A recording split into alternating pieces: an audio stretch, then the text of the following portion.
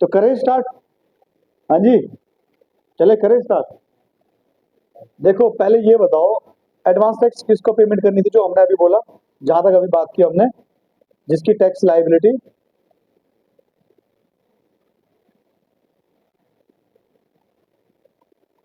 कितनी होनी चाहिए एटलीस्ट?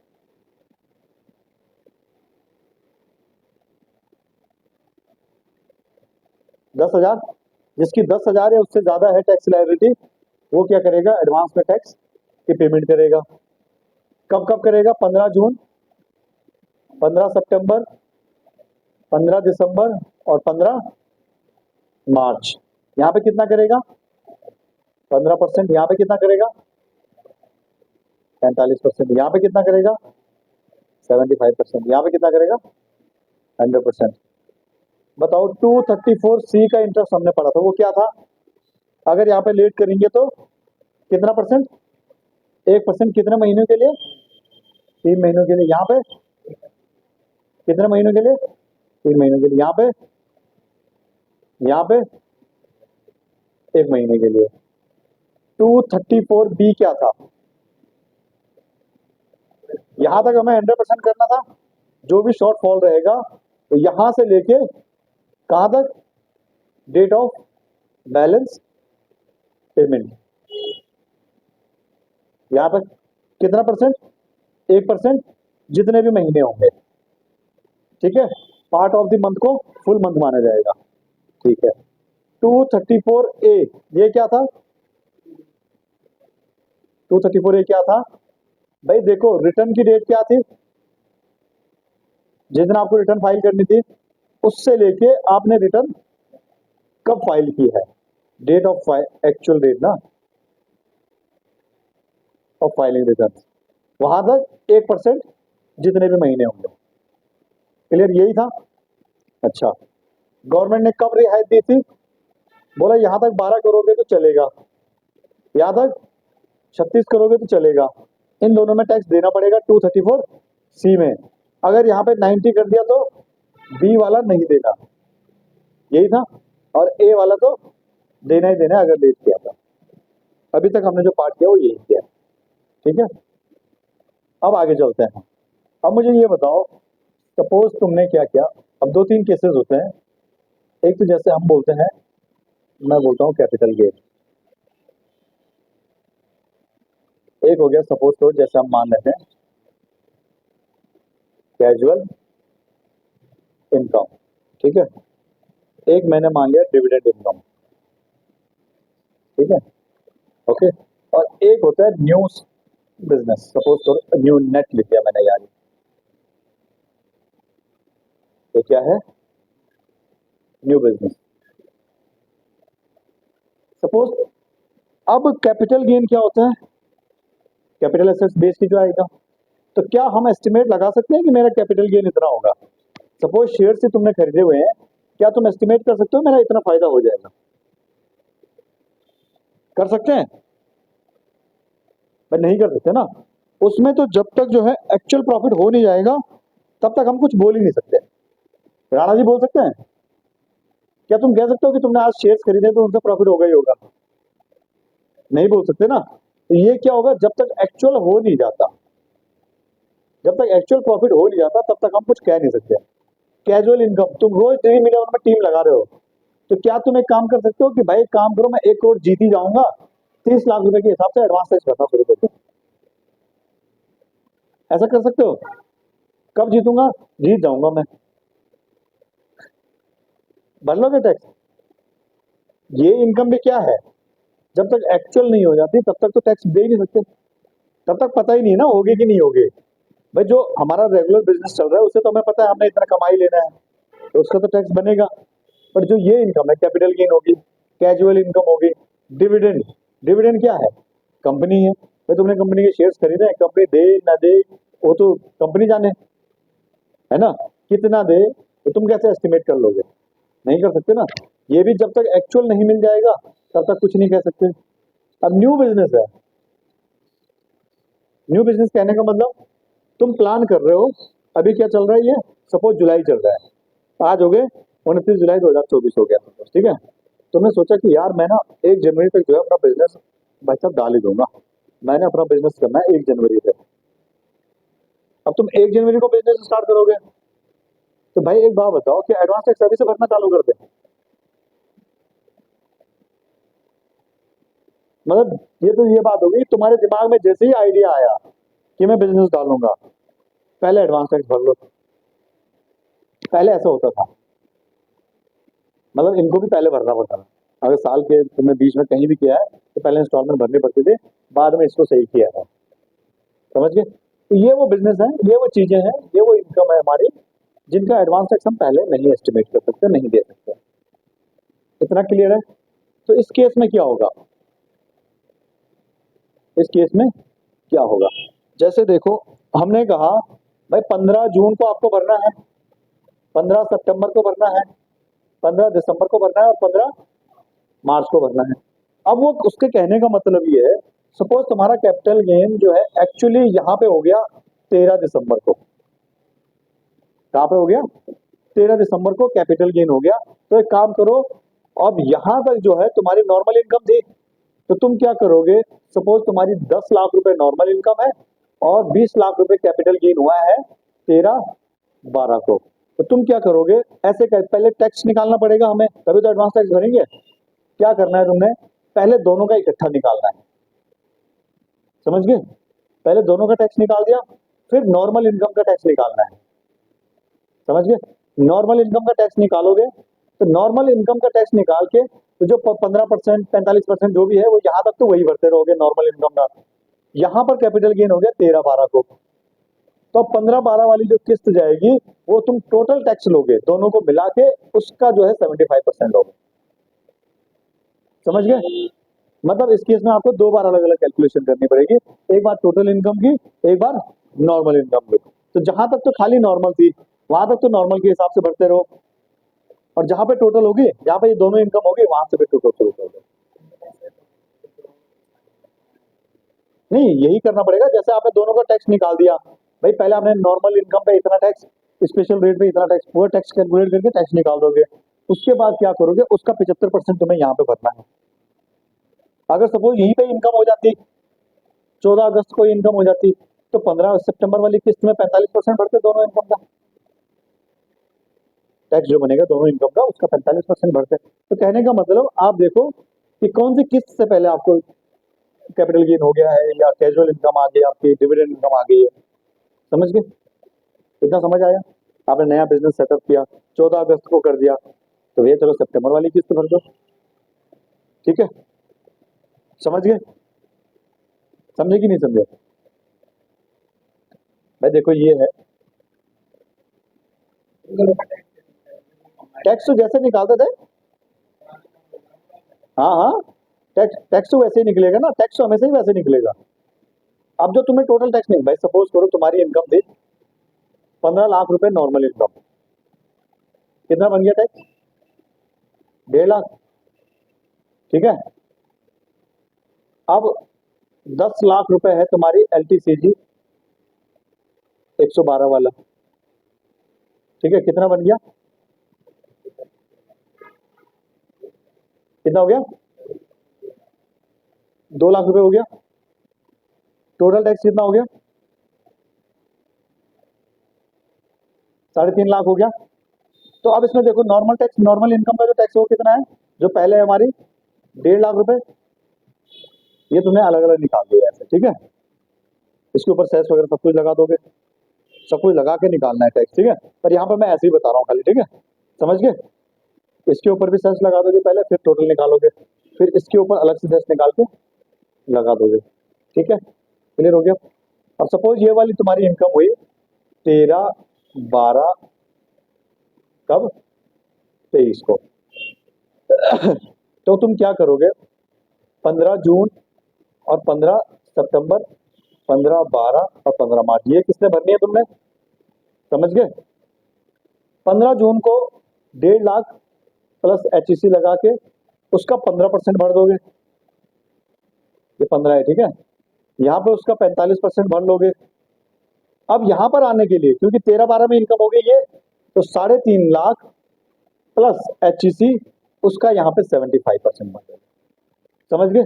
फिर यहाँ पे पूरा का पूरा 3.5 लाख प्लस HEC जो भी रहेगा। क्लियर हो गया इतना? अब समझ में आ गया? ऐसे करके तुम्हें कैलकुलेट करनी है। अब बताओ, सपोज करो कोई इनकम तुम्हारी 15 मार्च के बाद हुई, तो सपोज तुम्हारी कैजुअल इनकम 18 मार्च को होती है, फिर गवर्नमेंट कहती है काम करो 31 मार्च से पहले भर लो। फिर कब भर देना? 31 मार्च से पहले भर लो।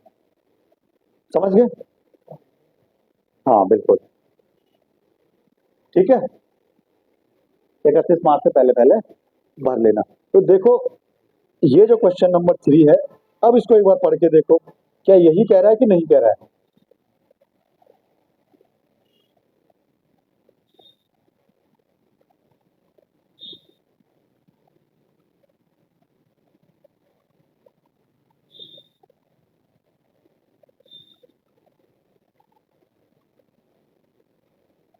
यही कहना चाह रहा है? क्या कहता है? Payment of advance tax in case of capital gain, casual income, newly setup business, profession, dividend income. ठीक है, 234C में कैसा रहेगा? In case of capital gain, casual income and dividend income, no advance tax is payable on estimated basis, but if there is an actual accrual of casual income or capital gain or dividend income, advance tax is to be paid in the subsequent installment. If such accrual is after 50th March, advance tax is to be paid up to 31st March of the previous year. Otherwise, interest shall be charged under section 234C. इसी के next page पे देखो, similar provision shall be applicable in case of newly setup business profession. मतलब मैंने वही बताया आपको, जब आपने बिजनेस स्टार्ट कर दिया, देखो उसके जस्ट बाद जो है कौन सी किस्त बन रही है, उस किस्त में एडवांस टैक्स करना पे करना शुरू कर दो। समझ गए यहां तक?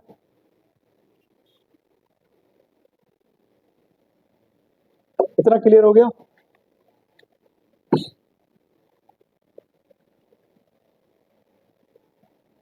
राउंड ऑफ कैसे करना था? Multiple of 100। प्रिंसिपल अमाउंट को राउंड ऑफ कैसे करेंगे? 100 में मल्टीप्लाई करेंगे ना, मतलब 100 के मल्टीपल में रखेंगे ना। अगर इनकम है, सपोज करो इनकम कह रहा हूं मैं, जो डिफरेंस अमाउंट होता था जिसे हम प्रिंसिपल अमाउंट बोलते थे, अगर 1,17,540 रुपए है तो इसे कितना करेंगे? 500 करेंगे। 590 है तो कितना करेंगे? 500 ही करेंगे इसको। फ्रैक्शन को हमेशा इग्नोर करना है, बोले नहीं था? बताया था ना? क्यों नहीं है? तो परसों थे भाई। रूल कौन सा था? 119A। ठीक है, उसके अगले पेज पे लिखा हुआ है। अब एक चीज देखो, आगे आ जाओ, एक छोटा सा बॉक्स बना हुआ है, कहता है due date of filing the return under section 139, return of income. ठीक है, रिटर्न ऑफ इनकम। देखो, कंपनी को छोड़ दो, कंपनी को छोड़ दो, ठीक है। बाकी जो एसएससी है हमारे, ठीक है, जैसे जो भी इंडिविजुअल्स हैं, उनकी क्या डेट रहेगी? 31 जुलाई। उनको कब रिटर्न भरनी है? 31 जुलाई को, ठीक है। और अगर इस एसएससी का जो है ऑडिट होना है, इसका क्या होना है? टैक्स ऑडिट होना है, तो इसकी डेट आ जाएगी 31 अक्टूबर। कंपनी की भी डेट रहेगी 31 अक्टूबर। समझ गए? मतलब जो कंपनीज है उनकी डेट क्या रहेगी? 31 अक्टूबर। और जो एसएससी हैं, जो इंडिविजुअल्स हैं, एसएससी तो ये भी माना जाएगा, जो इंडिविजुअल्स हैं, बाकी इंडिविजुअल्स हैं, उनकी डेट है 31 जुलाई। अगर इसका ऑडिट होना है तो इसके लिए भी डेट क्या बन जाएगी? 31 अक्टूबर। जिसका ऑडिट नहीं होना है वो 31 जुलाई। क्लियर? अच्छा, अब ऑडिट किसका होना है? ऑडिट किसका होना है? देखो, बंदा या तो बिजनेस करेगा या फिर प्रोफेशन होगा उसका। ठीक है, या तो बिजनेस करेगा या प्रोफेशन होगा। समझ गए? बुक्स तो वही बनाएगा ना, जो सैलरी ले रहा है वो, उसको कोई बुक्स नहीं बनानी, उसको कोई बुक्स नहीं बनानी। जो बिजनेस कर रहा है, प्रोफेशन कर रहा है, उसको बुक्स बनानी है। तो बिजनेस कर रहा है तो अगर उसकी टर्नओवर 1 CR तो ज्यादा है, और यहाँ पे 50 लाख। तो उसको क्या करना है, ऑडिट करना है। उसको अपनी बुक्स पे क्या कराना पड़ेगा, ऑडिट करवाना पड़ेगा। क्या करवाना पड़ेगा, ऑडिट करवाना पड़ेगा। बट इसमें भी कंडीशन है, इसमें थोड़ा बढ़ गई है लिमिट। अगर 10 करोड़ तक आपकी टर्नओवर है, इसको नहीं बढ़ाया है, सिर्फ इसको, बिजनेस वाले को, अगर 10 करोड़ तक आपकी टर्नओवर है, अब देखो आपने क्या किया होगा, माल सेल किया होगा, तो वहां से क्या होगा, पैसा रिसीव होगा आपको। माल परचेज किया होगा या कुछ भी काम करवाया होगा, वहां आपको पेमेंट करनी पड़ेगी, है ना। तो जितनी आपने टोटल पेमेंट की है, उसकी 5% से ज्यादा आपने कैश में नहीं करना। जितना आपने टोटल रिसीव किया है, उसके 5% से ज्यादा आपने कैश में रिसीव नहीं करना। 5% तक किया तो कोई दिक्कत नहीं, उससे ज्यादा करोगे तो दिक्कत हो जाएगी। तो आपको ऑडिट करवाना पड़ेगा। अगर आपकी 10 करोड़ तक टर्नओवर है और आपने जो है, सपोज आपने 100 करोड़ की पेमेंट की है, कितने करोड़ की, 100 करोड़ की पेमेंट की है, और कैश में सिर्फ कितना किया है, कैश में कितनी पेमेंट की है, लगाओ 100 करोड़ का 1% कितना हो गया, 1 करोड़ हो गया। अगर आपने 2 करोड़ ही किया है सपोज, तो 2% हुआ। 2 करोड़ तक अगर कैश में पेमेंट किया तो चलेगा, ठीक है। हालांकि 10 करोड़ वाला 100 करोड़ की पेमेंट कहाँ करेगा, समझ नहीं आया हमें, ठीक है। खाली पेमेंट ही कर रहा है, खाली परचेज करके भर रहा है वो अभी, ठीक है। पर मान लेते हैं कि 10 करोड़ है तो उसने 8 करोड़ की पेमेंट की होगी, 6 करोड़ की होगी, है ना। तो अगर इतनी भी की है तो इसका 5% से ज्यादा आपने कैश में नहीं करना, 5% से नीचे नीचे रखना है। तो आप 10 करोड़ तक भी ऑडिट नहीं भी करवाओगे तो भी चलेगा। सेम रिसीप्ट का भी देखना है, मतलब दोनों चीजें होनी चाहिए, रिसिप्ट का पेमेंट, दोनों चीज देखनी है आपने। अगर दोनों में से कोई एक चीज 5% ज्यादा कर ली तो आपके लिए 1 करोड़ वाली लिमिट है, नहीं तो 10 करोड़ वाली, यहाँ तो 50 लाख ही रहेगा। समझ गए, क्लियर। एक बार पढ़ लेते हैं इसको, देखो।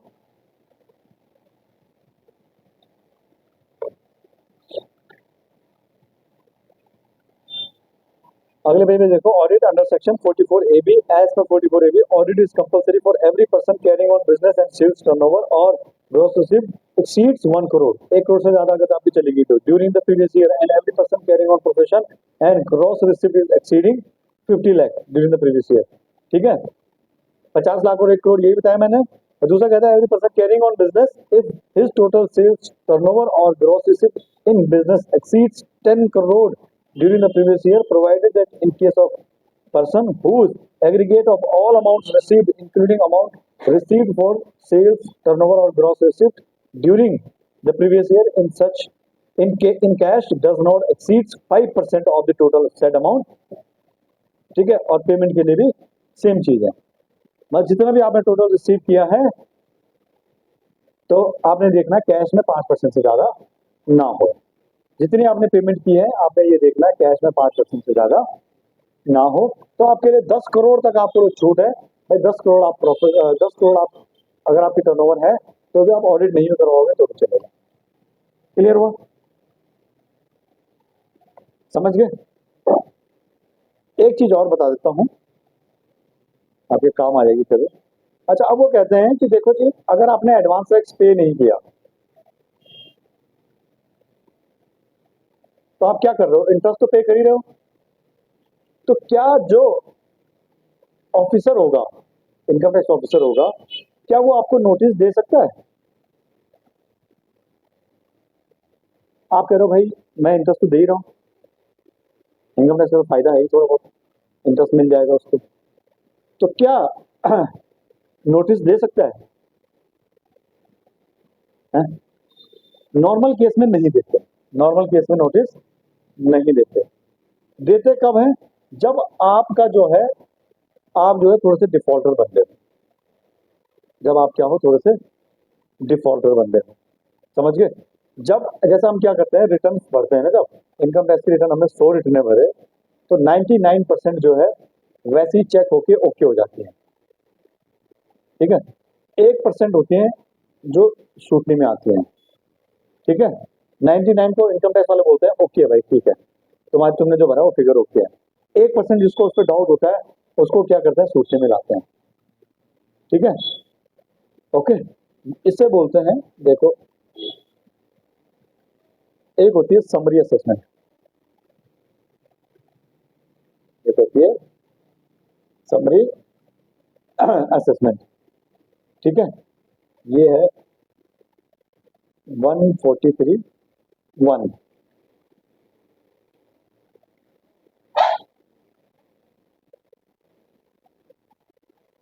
ये होता है स्क्रूटनी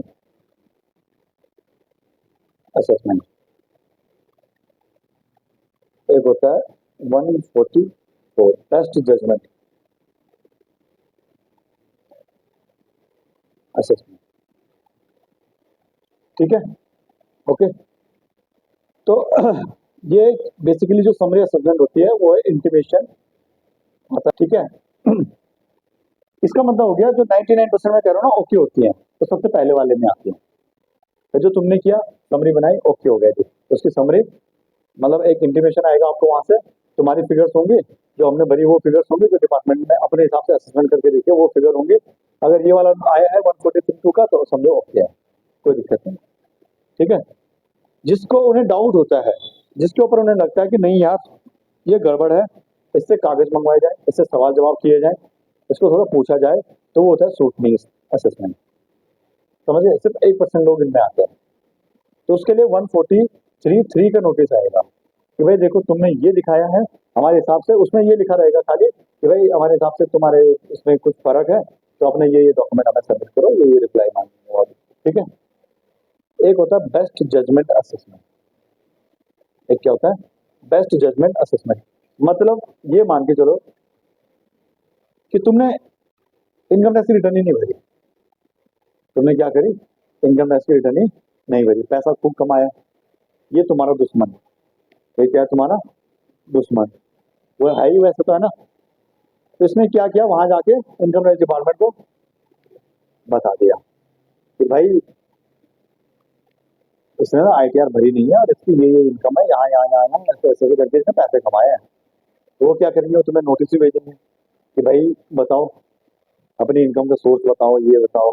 नहीं तो वो क्या करेंगे, अपने हिसाब से ही एक असेसमेंट ऑर्डर पास कर देंगे कि भाई हमारे हिसाब से तुम्हारी इनकम इतनी बन रही है और इसके ऊपर इतना टैक्स बन रहा है, पे करो। तो क्या हो गया, बेस्ट जजमेंट असेसमेंट हो गया। उन्होंने खुद ही अपनी बेस्ट जजमेंट करके तुम्हारी असेसमेंट कर दिया और तुम्हारा टैक्स बना दिया, आप लाओ जी। हाँ ठीक है, तो मतलब तुमने फाइल ही नहीं करी, तुमने छुपा दी, तुम कह रहे हो कौन देख रहा है, नहीं करता मैं, तो क्या कर देंगे, अपने आप से ऑर्डर पास कर देंगे, समझ गए, क्लियर हो गया। तो अगर ये है तुम्हारा समरी असेसमेंट हुआ है तो तुम्हें नोटिस नहीं आएगा। अगर तुम्हारी ये दो असेसमेंट में से कोई हुई है, ये होगी रेगुलर असेसमेंट, ठीक है। तो अगर इन दोनों में से कुछ हुआ है तो ये क्या हो जाएगा, तब तुम्हें नोटिस आएगा, तब क्या आ जाएगा, तुम्हें नोटिस आ जाएगा भाई इनकम टैक्स पे कर दो, तुम्हारा कोई भरोसा नहीं है, तुम ठिजाई फाले बन जाओ, है ना। समझ गए, हाँ। तो ये अगर ये दो तुम्हारे असेसमेंट हुई है तो वो तुम्हें नोटिस दे सकते हैं। और इसी के हिसाब से, इसी के साथ ही हमारा ये वाला चैप्टर खत्म हो जाता है। अब हम अगला चैप्टर आगे करेंगे, ओके। यहाँ तक क्लियर हो गया, यहाँ तक किसी को डाउट है कुछ तो पूछ लो, कोई डाउट नहीं।